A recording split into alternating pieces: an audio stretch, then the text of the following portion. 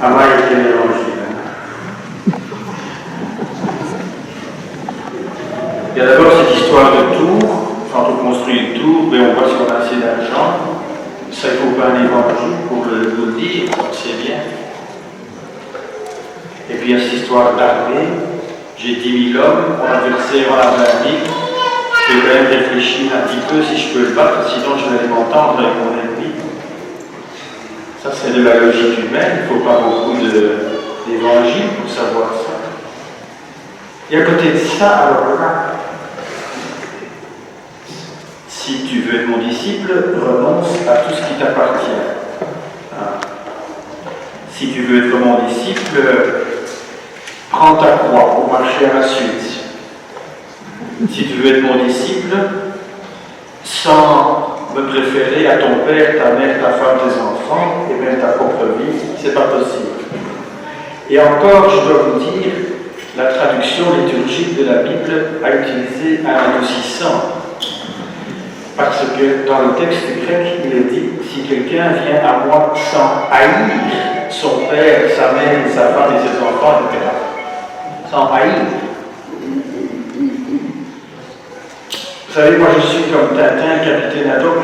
On a un petit diable qui vient alors me susurrer à l'oreille. Tu ne vas quand même pas prêcher là-dessus. Pas possible, hein. Beaucoup trop compliqué, parle d'autre chose. Enfin, heureusement, j'ai un ange gardien qui vient me susurrer à l'oreille. Si, peut-être qu'il est pour ça. Essayons de comprendre ce que cet évangile vachement compliqué pourrait nous dire. Et commençons par l'histoire de la tour. Jésus parle de cette construction, peut-être pour nous dire la foi, être disciple de Jésus, c'est une construction, c'est une progression. Ça n'est pas en une fois du donner, tout en une fois. Ça se construit. Devenir disciple, on n'achète pas la foi en Jésus ici à côté ou de l'aise en tétrabrique. C'est une histoire d'un long chemin et d'une construction. Mais, contrairement à l'histoire du bonhomme qui essaie de savoir à l'avance s'il a assez pour se payer cette tour, le croyant, lui, il s'aventure au risque du ridicule, de ne pas arriver au bout de la construction. Il ne sait jamais très bien à quoi il s'aventure. Devenir disciple, c'est un coût que j'ai bien difficile à estimer au départ. Parfois, être croyant, être chrétien et rester chrétien, eh bien ça peut coûter très cher. Et parfois, peut-être que ça vous arrive, moi ça m'arrive, on se dit, bon, si j'avais su. À nous de rechoisir le Christ dans cette lente construction de notre vie de disciple. Et c'est coûteux, et on ne savait pas au départ combien ça allait coûter. Et puis il y a cette histoire de bataille.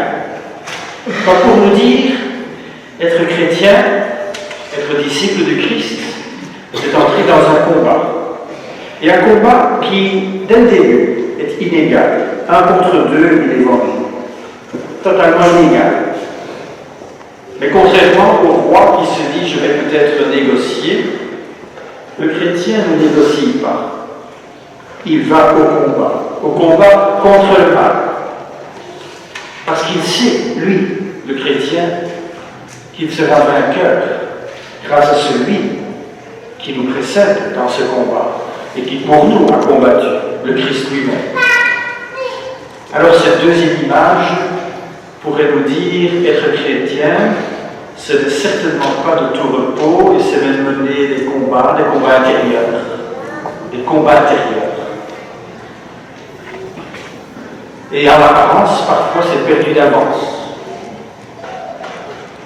Quelqu'un écrit dans le journal « Je suis contre l'avortement ». Et même le recteur de son université se paye d'un communiqué pour dire il parle en son nom propre, surtout c'est pas la parole de l'université, ou catholique. Ça semble perdu d'avance. Quand on choisit le Christ, on mène avec lui un combat pour le bien, même si ça nous effraie, même si ça nous semble perdu d'avance. Alors voilà ce que ces deux images de la tour et du combat, on se demande a priori ce que ça vient faire dans l'Évangile, ce que ça pourrait nous suggérer pour notre être disciple. Et alors on comprend peut-être mieux ce que Jésus veut nous dire dans les 3 injonctions qu'il nous donne. Essayons de comprendre. Venir au Christ, quand Jésus dit préférer à son père, sa mère, sa femme, ses enfants, est-ce que ça ne veut pas dire... Non, ma conclusion en lisant ça, je me suis dit, moi je ne connais aucun chrétien qui est comme ça. Quelqu'un qui préfère le Christ à son père, sa mère, sa femme, ses enfants, ses frères, ses sœurs, même sa propre vie, qui prend sa croix et qui laisse tous ses biens. Peut-être quelques saints dans l'histoire de l'Église, Saint François, quelques ermites dans le désert, mais soyons honnêtes, on n'en connaît pas beaucoup qui mettent tout ça en œuvre. Alors est-ce que ça veut dire qu'on laisse tout? J'ai vu qu'il y a un apéritif qui nous attend en bas, allons-y. Hein. Est-ce que ça sert à quelque chose de continuer à être ici, à célébrer le Christ et à vouloir être son disciple, alors que ça semble si difficile? Mais non, le Seigneur ne veut pas de cette réaction-là. L'apéritif sera tantôt. Alors qu'est-ce que ça veut dire? Si j'accepte de devenir disciple, d'entrer dans cette construction dont je ne connais pas le prix, si j'accepte d'entrer dans ce combat dont je sais que le Christ est vainqueur en moi, eh bien toutes mes relations, y compris les relations les plus chères, dans tous les sens du mot cher, tout cela va être chamboulé par cet attachement au Christ. Tout cela. Accepter que cet attachement va imprégner toutes mes relations humaines. Et qui sont alors mes frères, mes sœurs? Comme le dit Jésus lorsqu'il reçoit la visite de Marie et de sa famille de Nazareth, Jésus dit, qui sont mes frères? Qui sont mes sœurs? Qui est ma mère? Ceux qui écoutent ma parole et qui la mettent en pratique. Certes, nous avons des frères, des sœurs, des familles, mais notre attachement à Jésus vient tout imprégner et tout chambouler.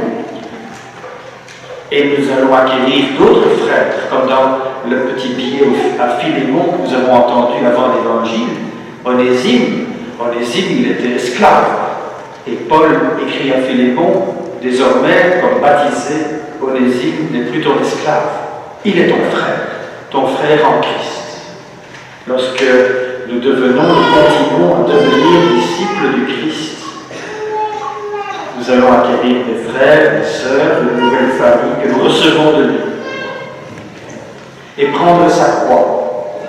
Prendre sa croix, oui, c'est entrer dans ce peuple, cette Église, cette communion, en sachant qu'en réalité, c'est le Christ qui porte les croix de mon existence. Ça chamboule toute ma relation, si je peux m'exprimer ainsi, toute ma relation avec la souffrance. Et certains ici savent très bien ce que cela signifie.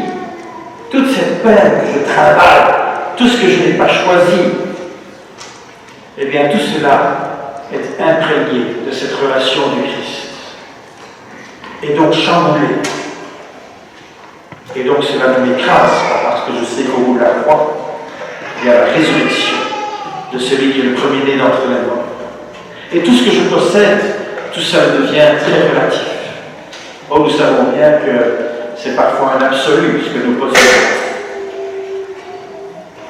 Mais tout doucement, sur ce chemin de croissance, de construction, tout ce que nous possédons devient très relatif. L'essentiel se trouve là, dans notre attachement à Jésus et dans ce qu'il nous invite à vivre.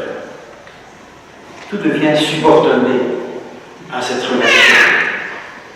Voilà une façon de relire cet évangile. Je ne sais pas si c'est très catholique, enfin c'est ce que l'Esprit m'a quand même soufflé à l'oreille. En tout cas, mon ange gardien, il m'a dit, si, tu vas prêcher là-dessus. L'Évangile nous met au défi de nous interroger cette relation que je veux vivre avec le Christ, dans cette foi que je mets en lui, qu'est-ce que ça vient chambouler en moi? Qu'est-ce que ça vient transformer? Qu'est-ce qui est le plus important? Et donc, dans cette homélie, je ne veux pas relativiser ce que Jésus nous dit, mais je voudrais qu'ensemble nous commencions par le commencement, toujours et encore devenir disciples, à un long devenir, exigeant, coûteux, en apparence perdu d'avance.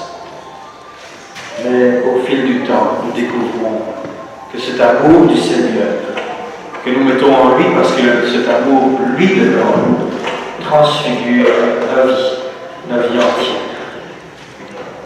Ça vient chambouler nos vies et nous rendre heureux. Que l'Esprit Saint nous aide jour après jour d'entrer dans ce mystère. Amen.